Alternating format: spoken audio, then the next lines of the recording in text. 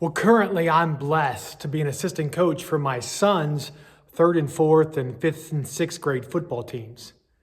Living in a small town, there's only 15 kids for two 8-man football teams. So if you do the math, some kids have to play with both groups. So last Saturday, there were 2 games scheduled. And at halftime of the second game, I looked over and I saw Cameron with tears in his eyes. And I asked him what was wrong, and he said, well, Coach Steve, I've not played at all today. And all of a sudden, I realized the head coach had overlooked playing him because the younger kid playing his position in the third and fourth grade played so well that he had him play with the older kids. Cameron experienced an emotion that is all too familiar to many people. The feeling of being forgotten. A combination of feeling unworthy and unimportant combined with the feeling of anger for being neglected. Have you ever been forgotten? Wrestling with worth and struggling with anger? Today we're going to look at a book in the Old Testament and see the story of a people who feel ignored and neglected. They're not wrestling with feeling ignored and neglected by man, but they feel forgotten by God. Going back to Cameron. If the teammates forgot him, I think he's upset and disappointed, but because his coach, someone he esteems, he trusts, he admires, forgot him, Cameron was devastated. Isaiah 49 says, "Shout for joy, you heavens, rejoice, you earth, burst into song, you mountains, for the Lord comforts his people and will have compassion on his afflicted ones." But Zion said, "The Lord has forsaken me. The Lord has forgotten me." Can a mother forget the baby at her breast and have no compassion on the child she has born? Though she may forget, I will not forget you. See, I have engraved you on the palms of my hands. Your walls are ever before me. Verse 14, Zion is devastated because they feel forgotten. They feel forsaken. Their state of being, it's controlled by circumstance that goes beyond the words of prophecy. Why does Zion feel forsaken and forgotten? The prophet has just called for them to shout for joy, to rejoice. Why? Because the Lord comforts in his compassion, and he has compassion on his people. But Zion doesn't identify with the comfort and compassion of God. The book of Isaiah, it's a complex book that encompasses a significant time frame in the history of Israel. Chapters 1 through 39 are best summarized as a message of judgment and a message of hope to Jerusalem. Through Isaiah, sin is revealed and people are called to repent. Yet, they continually refuse to choose to ignore the warnings. And God's judgment is fulfilled in chapter 39. Judah is taken into captivity by the Babylonian Empire. A once blessed and prosperous people are left to face homelessness and slavery in a foreign land. So then chapters 40 through 66 of Isaiah, they were written to communicate hope and to comfort God's people during their time in captivity. Imagine a generation that has only known exile. A generation that has only heard stories of the time lived in Jerusalem and the blessings of God on Israel. Imagine a generation that knows only bondage and has never known freedom. Words of comfort and compassion are dissonant to the song of their suffering. Despite the messianic tone, the hope, the comfort, the restoration promised in chapters 40 through 66, Zion really struggles to identify with the words of the prophet. Have you ever felt forgotten?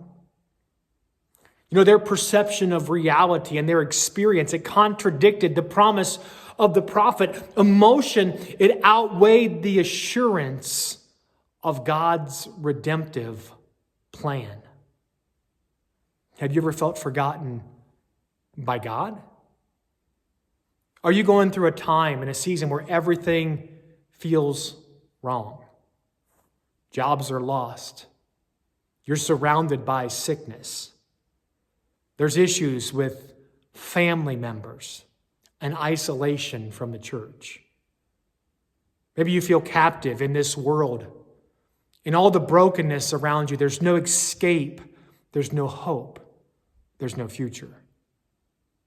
Maybe you're facing a season where when you pray, it feels like God is ignoring you. When you praise, you wonder if God even hears. And you're left feeling overlooked, unimportant, ignored, and neglected. Oh yeah, and then the pastor stands before you and calls you to shout for joy and to rejoice because God comforts and has compassion on his people. And all that's left in you is a voice that says, God, why am I the one who's forsaken? Why am I the one who's been forgotten? I believe this is the position of Zion. All the people can see and experience is the result of the captivity and exile. Promises of hope and restoration, they're so distant that they don't resonate with the people. So today I want to look at God's promise to Zion and reiterate it as a promise or apply it as a promise to us. His assurance, God's assurance to Zion's cry was this: can a mother forget the baby at her breast and have no compassion on the child she has born? Though she may forget, I will not forget you. See, I have engraved you on the palms of my hand. Your walls are ever before me. God speaks with a profound illustration that touches all of creation. Everyone can identify with the love of the mother. The question, can a mother forget her baby? It sounds so foreign to all of creation. When we see a news story about a mother who's harmed her child or forgotten her child, it resonates with us because it seems so unnatural. The prophet then compares God's love for us with the greatest example of love and compassion that is witnessed in this world, the love of a mother for her child. And before the hearers can begin to dispute this love with an isolated example, God says, even if a mother does fail, he will not.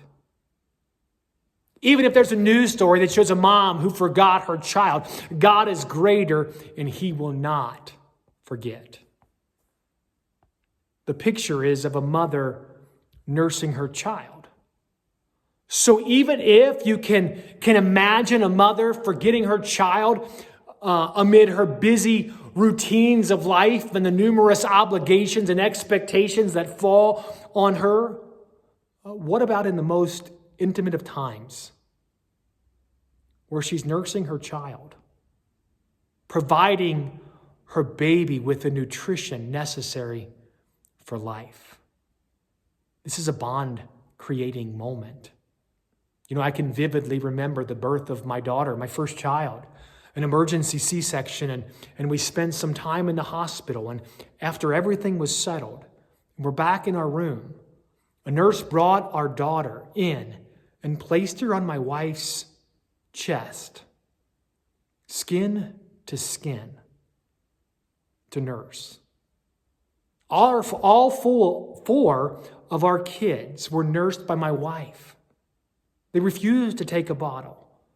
And what an incredible bond was created. How could she forget in the middle of such an intimate encounter with her child? It's unimaginable. Can you imagine a mother forgetting her child in this instant? God is greater and he will not forget. He says this as an example. See, I have engraved you on the palms of my hands. I have set a reminder before me. I'm incapable of forgetting you. You know, when I read these words, I think back to John W. Riley Middle School. I flash back to a time before smartphones, when the original Palm Pilot was literally the palm of our hands. In those days, it seemed like everyone used their hands as their planners. I was not allowed to write on my hands because my mom convinced me I would get some type of ink poisoning if I did. However, many of my peers, they would write important details on their hands. Why? Because they would always see their hands and be reminded of the assignment, of the phone number, or of the practice time they needed to remember. Junior high school hands were filled with daily reminders of items that could not be forgotten. And in middle school, it wasn't just reminders written on hands, but names. When a girl liked a boy, she drew a heart and wrote his name inside of it. It was a reminder to everyone who saw her hand that Gran was someone who was important, someone who was not forgotten. I read several commentaries that highlight the ancient practice of engraving or even tattooing on the hand images of people and places that should not be forgotten. Zion is crying out as a nation, and God responds to the nation, I cannot forget you, because I've chosen to put your name before me. I will not forget you. You're engraved in my hand. I'm not ashamed of you. You may feel despised and rejected, but that's so far from the truth of who I am. And then God, he uses an interesting illustration. The image he calls to mind, he recalls the picture of their walls. Your walls are ever before me. Why the walls? They're walls that have been destroyed. They're walls that need to be rebuilt. They're walls that signify shame and captivity. They're walls that were destroyed because of the failure of the Israelites to maintain covenant with God. The walls were in ruin. They represent all that went wrong in the past. And God affirms Zion with a picture of the walls. Why? Because the solution is coming. The walls won't be destroyed forever because God has a plan he is revealing in Isaiah 49. Prophecies that show the Messiah is coming. In verse 3, he said to me, you're my servant, Israel, in whom I will display my splendor. He says in verse 6, it's too small a thing for you to be my servant, to restore the tribes of Jacob and bring back those of Israel I have kept. I will also make you a light for the Gentiles, that my salvation may reach to the ends of the earth. In verse 8, he says, this is what the Lord says. In the time of my favor, I will answer you. And in the day of salvation, I will help you. I will keep you. I will make you to be a covenant for the people, to restore the land and to reassign its desolate inheritances. Despite the devastation, despite Zion's current predicament, the redemptive plan is in place. The Messiah is coming, and he will restore all brokenness, shame, and rejection. Freedom from captivity is coming. God's assurance to Zion is an assurance he's speaking today. You know, in the gospel, I found what I think is a compelling parallel to this passage in Isaiah. Jesus' life, it's ended in a way that none of the disciples expected. His arrest, his beating, his crucifixion, they brought fear and confusion to those who followed him. On the road to Emmaus, we read about disciples who had lost hope and did not comprehend what was going on. There's another story in the book of John. Now Thomas, also known as Didymus, one of the 12, was not with the disciples when Jesus came. So the other disciples told him, we've seen the Lord. But he said to him, unless I see the nail marks in his hands and put my fingers where the nails were and put my hand in his side, I will not believe. A week later, his disciples were in the house again, and Thomas was with them, though the doors were locked. Jesus came and stood among them and said, "Peace be with you." Then he said to Thomas, "Put your finger here. See my hands.